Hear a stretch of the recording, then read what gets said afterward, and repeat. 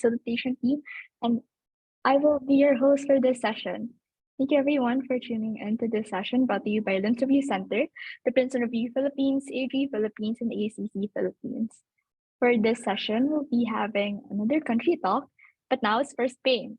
So this week we'll be discussing whether the particular location their college played a role in their decision making, as well as other factors they considered when assessing their chosen college destination. Before we proceed with the talk, let's lay down the house rules. First, please do not spam the Q&A box or send any inappropriate messages. Second, everyone at camp is working very hard to make your conference experience amazing. So everyone, please be respectful at all times. And third, all questions must be sent in the Q&A box.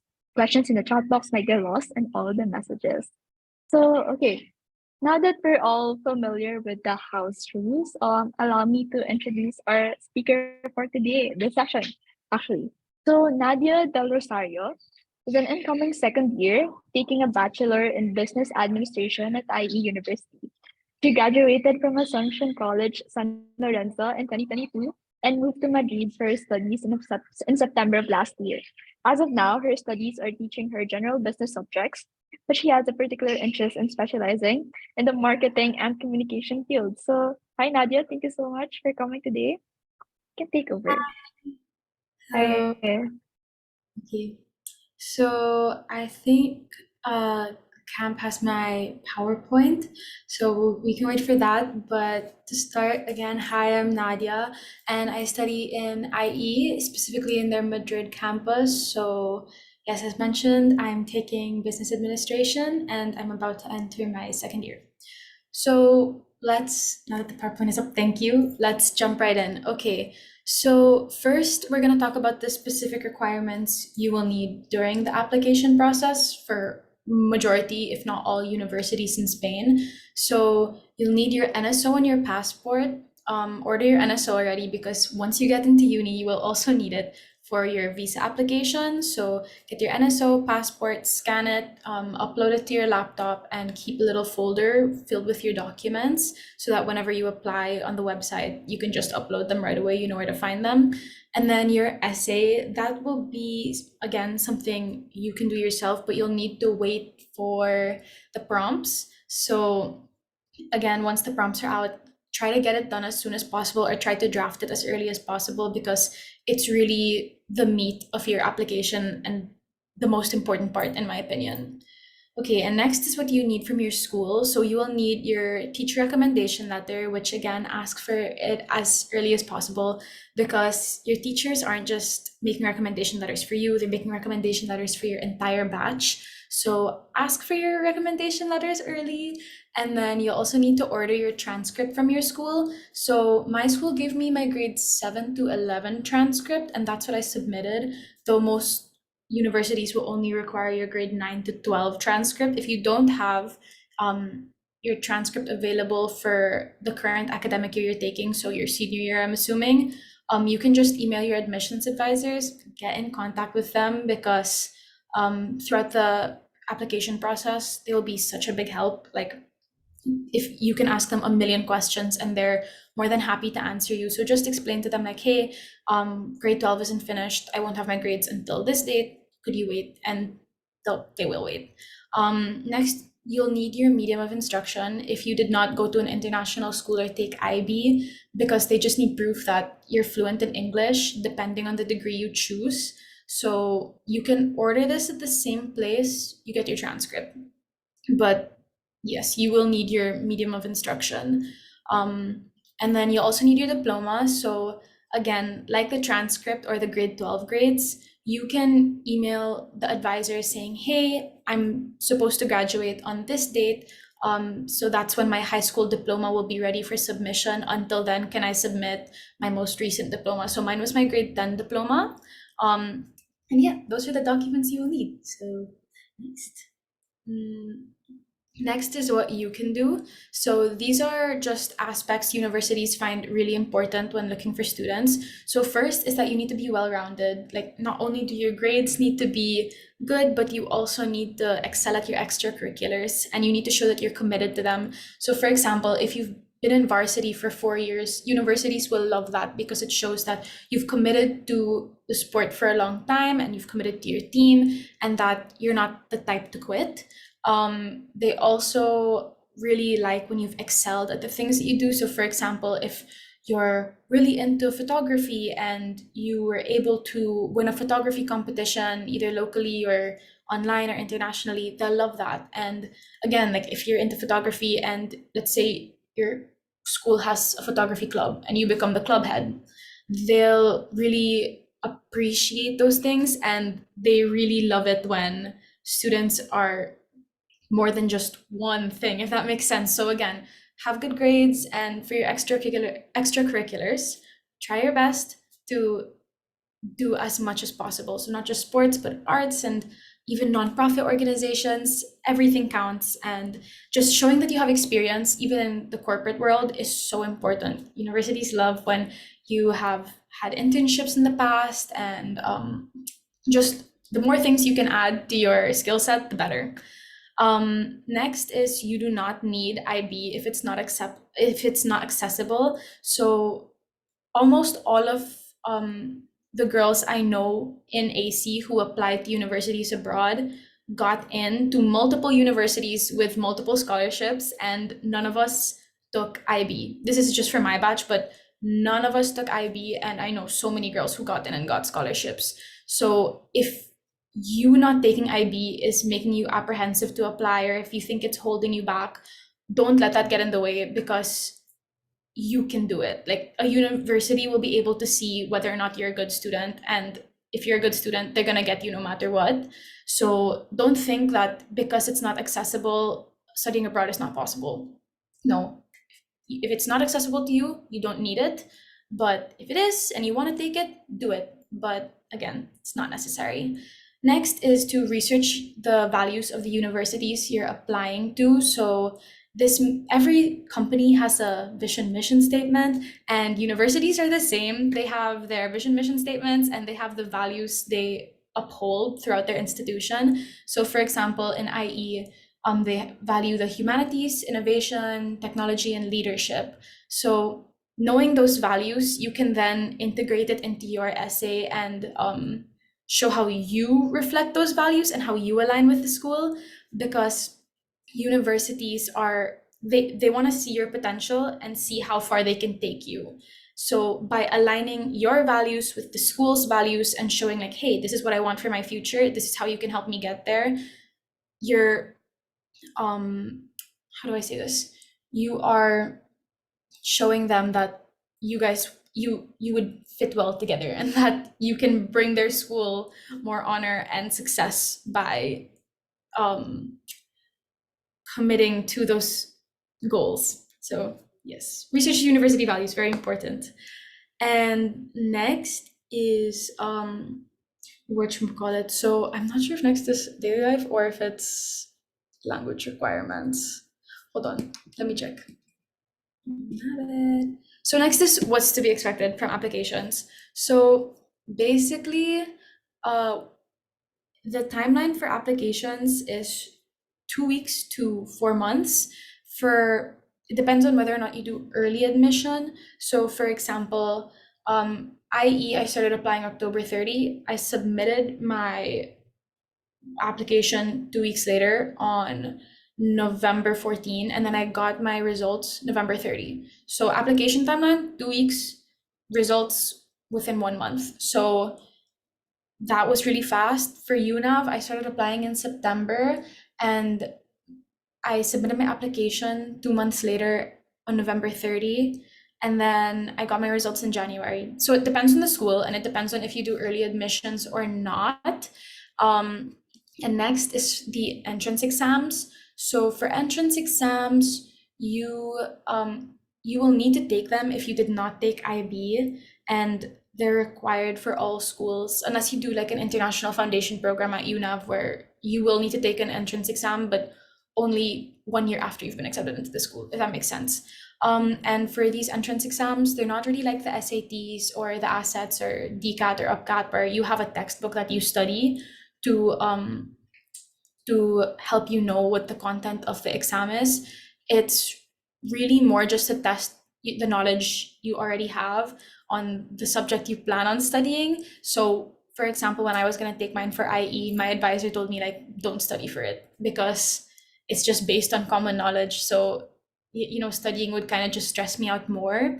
So I didn't study for mine, and I got in, which I didn't think I would, because I kind of had a hard time during that test. But just be calm and just know it's about your prior knowledge, and if you want to study for it, go ahead, but there isn't really an exact guide I can give you to on what to study for. um and next is interviews. So for interviews, most if not all schools will interview you, and the only advice I can give is to just be yourself. Again, talk about how you align with the school and your aspirations. It's almost like an extension of the essay, where universities are really just trying to get to know you and to see if your personality fits well with the environment that they uphold in their institution. And lastly, scholarships. So for scholarships, whatchamacallit, you will always be required to submit an essay and financial statements, because every university has a budget all for the amount of financial awards they can give to people. And the advice I can give is apply early as possible, because if their budget is this big when you start applying for scholarships, but you wait 2 months to apply, it will go down. So you have less of a chance to get a scholarship and less of a chance to get a big scholarship, if that makes sense. And my next piece of advice for scholarships is to negotiate. So let's say school A is a school you really want to go to, and they offer you a 30% scholarship.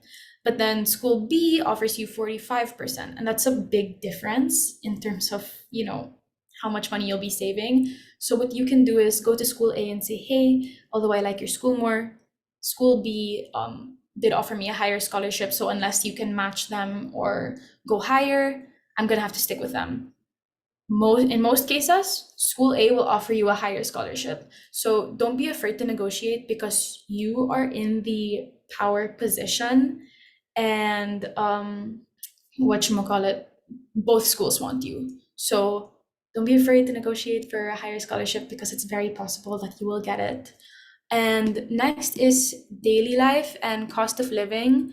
I actually need to, okay, I don't know if the PowerPoint is working, but I can try sharing screen, because I have a fine, yeah, yes, here, okay, thank you. So for your daily life, it's just attending class and spending time with friends. More often than not, you're not gonna have family there, or direct family there with you in Spain. So you'll really spend all of your time with your friends. I mean, after class, the first thing you do is ask, what are you doing today? Are you going to the gym? I'll go with you. So the bonds you make inside the classroom they'll really become your second family. You also need to run errands to sustain yourself. So you'll need to do groceries, you need to pay your own bills, you need to do the cooking, the cleaning, banking, all of that stuff you do yourself, if you're living alone, obviously. And you will also have time for yourself, to do things that make you happy and healthy, like go to the gym, maybe explore the city, maybe, do some photography things in the park, or just anything fun that you want to do. Spain has a lot of options for, mm, just hobbies in general. So you will have time for yourself, because class is around 3 hours, 3 hours per class a day, I think. So it depends on the school and the course you're taking, but for the most part, you'll have a lot of time to do what you want, as long as you know how to manage everything properly. You'll eventually get into your own flow. And next are the finances and cost of living. So as you can see on the right of the screen, that's actually my Excel for my finances of the month. And for groceries, you'll spend around 80 euros a month, um, on groceries alone, because cooking in Spain is actually very cheap. I know, like, 80 euros seems a little jarring, but for cooking at home, it's pretty good. That's actually being very generous. I don't even think you'll hit 80 if you cook at home all the time. It just depends. But food in Spain is very cheap if you cook at home. Eating out, I mean, it's going to be very expensive, but if you cook at home, it's so much cheaper. Like, your budget for food will go down to one third if you only do home meals. Um, Next is rent. It depends on the city you're living in. So if and how many roommates you have. The more roommates you have, obviously, the cheaper your rent will be, and the bigger the city. So let's say Madrid or Barcelona, it will be more expensive, the rent. Like if you're living in Pamplona and you have a few roommates, you could be paying as low as 300 euros for rent. But if you're living in Madrid, you could be paying anywhere between 600 to 900, depending on the situation and where you rent. Um, Water is very cheap in Spain. You can drink water from the tap, which seems counterintuitive, but you can, and it's super cheap. It's 20 euros a month. So I have one roommate. So if you see my finances here, just know most of it is halved for 1 month because, again, I'm splitting with someone. Your gas and electricity bill will vary depending on what type of electricity they're using, like because they have ratings, they have a scale for how much energy your apartment complex consumes. And gas, again, it also depends on the time of year because you will need to turn on the heater, and all heaters are gas in Spain. So during winter you will need that, and it will be way more expensive, your bill. Insurance, your school should have a partner plan with insurance companies to help you get cheaper insurance when you are there. So minus 30 euros a month. Gym, your school should also have a partnership with the gym, and it will make it cheaper, minus 20. Phone bill, 15 euros can get you 4G for a whole month, and like it's really good Wi-Fi, so it's pretty cheap.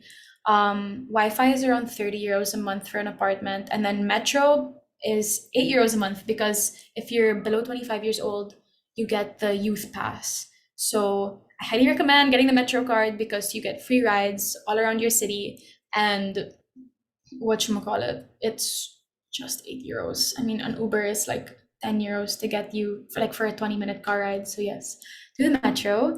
And then last is additional information. So language, I mean, speaking Spanish, it's not too hard because it's quite similar to Filipino. And also, if you're living in a big city, everyone speaks English. Like everyone speaks English. So they will adjust you. But at the same time, you need to put in the effort to speak Spanish. So if you want, do take language classes before moving.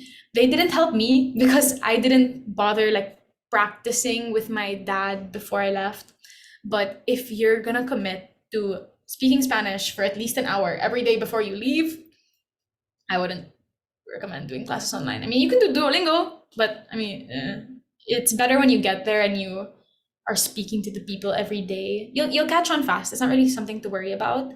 Also, schools do have mentorship programs, and I have friends who enjoy their mentors, but I didn't do it. But I know people who have done mentorship programs and who really love it. So if that's more your thing, don't be afraid to reach out to your school. For safety purposes, get insurance and know the location of your embassies because if you, let's say you're in trouble and you need to seek refuge somewhere, the embassies are required to let you in because, again, you're a citizen. So know the location of your embassies, it's really important. And then inclusivity concerns. So this is about like racism and stuff. Personally, I haven't,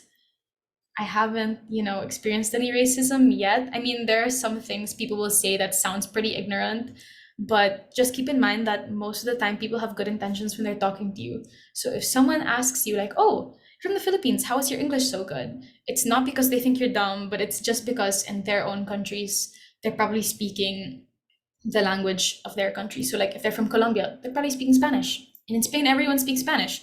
So if they ask you a question like that, they're just curious. There's no malice. But yes, just try to learn to decipher whether or not they are trying to be rude. And if they are trying to be rude and insulting, just ask them like, "Oh, what was your intention with saying that?" Just call them out for it, and then they'll realize like, "Oh wait, yeah, that was my bad. I was being kind of mean." But yeah, I haven't really had any concerns with racism yet. So yes, that's it. I hope you enjoyed the talk and that this helped you. Thank you so much for that wonderful talk.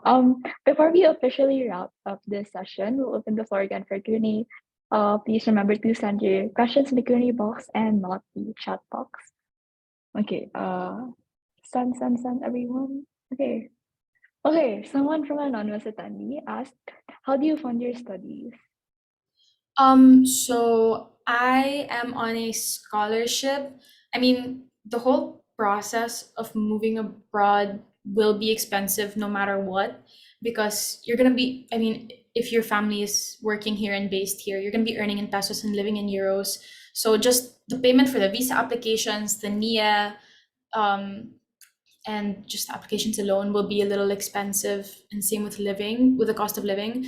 So just try your best to get a scholarship. It seems really hard, but just apply for as many as you can, and that will really lessen the burden of needing to pay for university abroad. So yes, just try your best for scholarships. That's how I pay. Okay, next question. Oh yeah, you said that, someone asked, did you apply for scholarships? And I said yes. Okay, next question. How much do you pay aside from scholarships? Um, it depends on the school. Sorry, it's a little personal, but Mhm. for my scholarship, it's 50%. So my parents only pay for half of the tuition.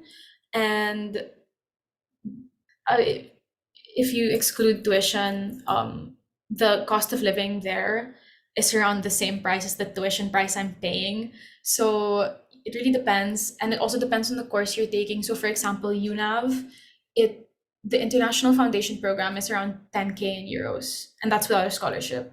IE for one degree, it's around 20K in euros without a scholarship. And if you do a double degree in IE, it's around 30K. So again, it majorly depends on the course you're taking and the school you're going to. Okay, thank you for that. Next question is, hello po, around how much is your tuition per year and how much do you pay? Did you have to spend on visa plus getting settled? The tuition, so I'm taking one degree at IE, and the tuition is around 20K in euros. But again, I have scholarships. I have a scholarship that I have to keep in order to stay there. And so I pay around half of that. And the visa process, I forgot how much I paid for the visa process, but it is quite expensive because you need to get your NSO, your NPI, you need to get a lot of documents. So I forgot how much it cost, but again, it's still a little expensive depending on your budget. Okay, next question is, where did you find the scholarships that you applied to, and did you apply to any third-party ones? For my schools, for IE, they sent me a list of, like, they have a whole PDF of every scholarship their school offers. So I just needed to look at the ones I was viable for, and I applied for the top three ones that I thought I could get. For UNAV, I didn't apply for a scholarship. I just told them IE gave me a scholarship, and then they offered me one. So whatchamacallit, I it just depends. You have to really research. I didn't do any third party ones for Europe, but yeah, that's how I got mine. Okay, next question is, are there any dorms or halls in the schools there? So it depends again on the university. If you're going to school, let's say in Pamplona, they have things like Colegio Mayores. So they're basically dorms. And again, depending on the school, Spain is a very Catholic country, so the dorms are most likely going to be girl dorms and boy dorms. And that's for Pamplona. For UNAV, that's what I remember.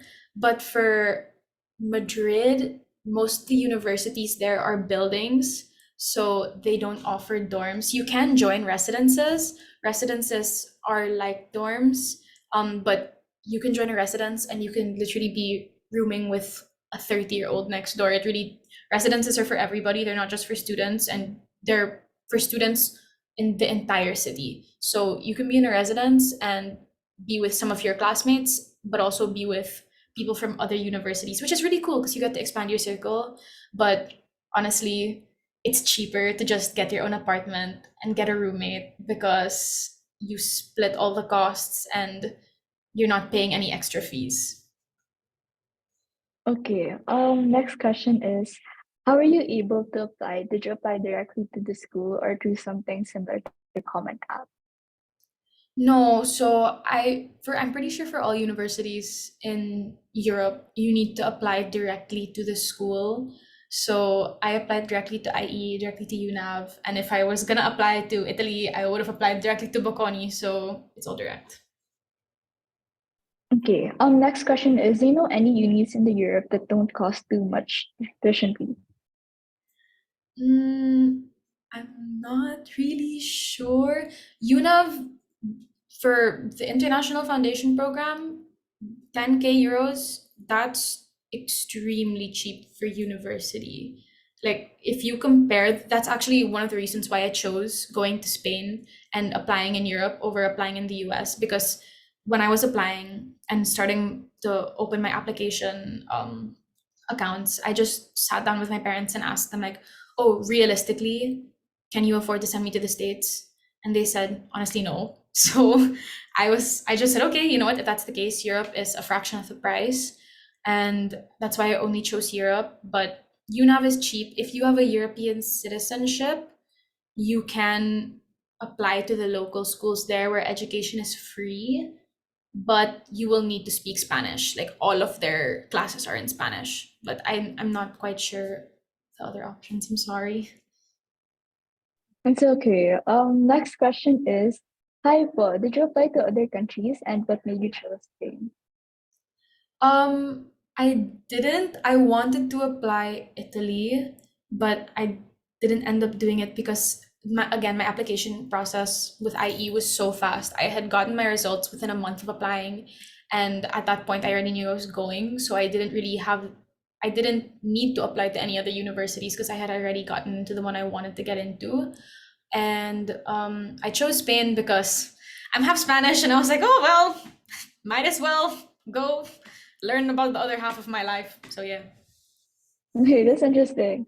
Next question is, oh, sorry if this was tackled already, but did you have to learn Spanish to study there, or does it depend on your school or course? It depends on your school and course. So, for example, UNAV, they offer the International Foundation program where, in the start, for the first year, they only teach you general subjects and they teach you Spanish. And then as the years go on, they'll add more and more Spanish classes to your curriculum. Um, I go to an international school or university, so all of my classes are in English. And again, just research, make sure like when you're applying for the course, it says taught in English, or if it says taught in Spanish or dual, you'll eventually end up learning. But if you're not confident in yourself enough to have classes and maintain a GPA in Spanish, then I just recommend applying for English courses. Okay. Next question is, what is your biggest regret if you have one about studying in Spain and IE? I don't really have any regrets. I can't lie. Like I love my life there. I'm very grateful for it. I mean, the Filipino community in Madrid is huge. I don't have any direct titas or titos there or even just family members there, but there is such a big Filipino community and they're all so kind and they all reach out. So if you ever need anything, like you have people who you can call even if you're not that close to them because you're all going through the same thing at the end of the day. And yeah, I don't really have any regrets. I really love my choice in university. Nice, awesome. Next question is, how is the campus life there? So again, this will depend on the school because there are a lot of different schools in Spain. If you're gonna go to a school like UNAV, you're gonna have just the most beautiful campus that's more similar to Ateneo, um, where you can, really run into your schoolmates on campus. For IE, our campus is a building. It's literally a tower. So I really only see my friends in my class. However, I will say Madrid is our campus. Like if I go out at night or if I go like get a coffee, I'll run into like three people from my class or a few other people from my school. So the city really becomes your entire campus and it's really fun. Like it makes me sound so spoiled, but I'm really, really lucky to be there. So yeah, the city will be your home. Yeah, I can relate actually. Next question is, hi po. What are extracurriculars, clubs, orgs, etc. like po there? Mm, if you're on a sports scholarship, you're gonna be doing a lot of sports, but for most schools, extracurriculars, they offer so many clubs. Like I think my school offers over 100 clubs, and it's not like in at least Philippine local schools where oh every day at this time you're gonna have your time set aside for clubs or your time set aside for varsity training. I mean, obviously, if you join varsity, you will have trainings you'll need to attend, but the clubs are more you join a group chat and then people will just message like, hey, we're gonna do this activity. You should come for, let's say photography. We're gonna go take photos at the park, or we're gonna have a music Wednesday where you come and perform at the basement of the tower. Yeah, it's really relaxed and very welcoming. You don't need to commit to it fully, but the option's always there. Okay. Next question is, do they honor American tests like SAT? I don't think so because it's really the grading, even the grading system is so different. So for the most part, you're gonna need to take an entrance exam. Um, but again, it's not something you need to study for. If you feel comfortable studying for it, go ahead, but it's really just to test your prior knowledge. Okay. Next question is, did you do your application yourself or did you apply to an agency? And which one do you think is better? I think you answered this before, right? I think so. I did all of my applications Yeah. myself. No common Yeah. app or Okay. anything. Yeah. Okay. Next question is, when do applications for schools in Spain or Europe in general start? They typically start in September, but you can start whenever. I mean, for Asia, I know I started really early. I started in September, but I have friends who got into our university in June when school started in September of the same year. So it really depends, but the earlier the better because there are more slots. So I would say start September or October if you can. Next question is, what's your favorite thing about Spain? Go ahead. My favorite thing about Spain, oh, there's so much. I mean, it's not like Manila where sometimes you go out and you can really feel a little bit judged. But in Spain, everyone there's just really chill and in I love that it's not really a bubble. I love Manila, but sometimes it really feels like you're living in a bubble because everyone knows everyone here.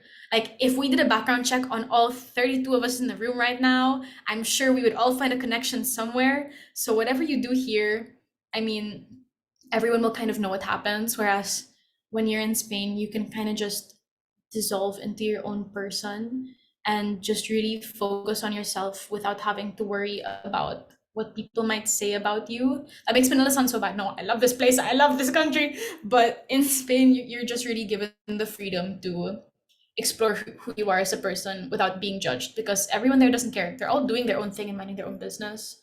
So yeah, that's what I love about Spain. Sorry. Okay. Next is, would you say there's affordable to fly back home to the PH like compared to Canada, USA, etc.?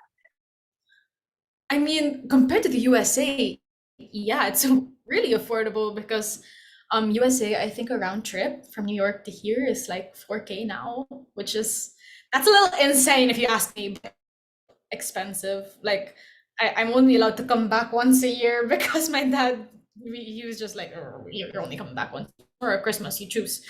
So it isn't cheap, but if you sign up, let's say for the student clubs of Qatar, Qatar has a really great student and or like miles for Emirates. It's worth it, but yeah, it's not exactly cheap, but at the same time, it's better than compared to the US.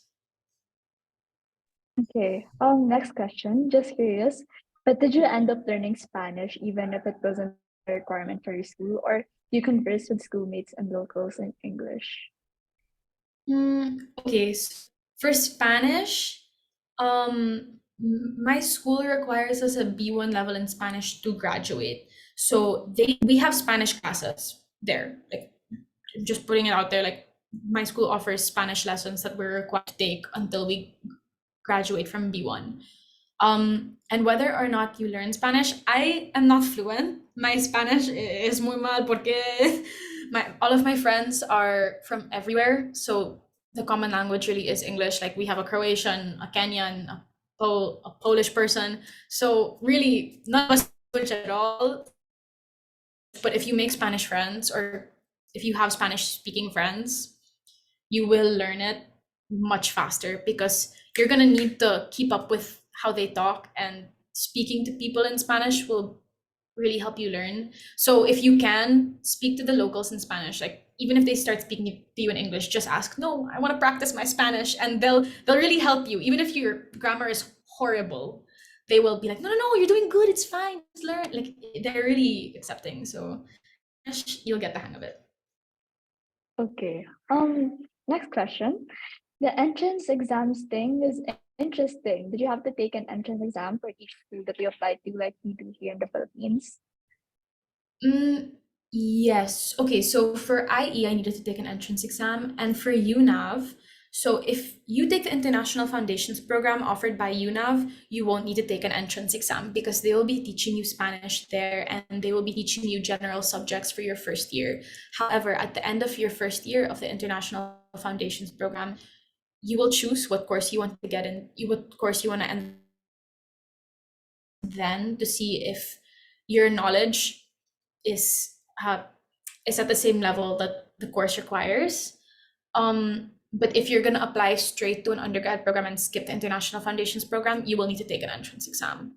So yeah, it just depends. But all schools will need an entrance exam, and it's not like the UPCAT or the ASIP where you have to study for it for months in advance. You literally just go in, you sit, and you take it for the most part. Okay. So next question is, does studying in Spain get lonely? Um, It can. I mean, my homesickness hasn't been that bad. I don't know what that says about me, but it can be lonely. Let's say, for example, it's spring break and all of your friends are going to their home countries to be with their family for Easter, and you're there alone for 10 days. However, as long as you really put an effort into forming connections with the people around you, especially your classmates, you won't feel lonely because you guys really will become each other's family. Nice. Yeah. Okay, next question. Hi, Paul. Sorry, I know you mentioned this kanina, but would you mind if you reiterate schools that you applied to in Spain? I don't really, I didn't apply anywhere else. Okay, next question is would you say that it's difficult to receive scholarships as an international student? Mm, again, it depends on the school you apply to, but not really. I mean, scholarships, I mean, I think I would, but they're just do it because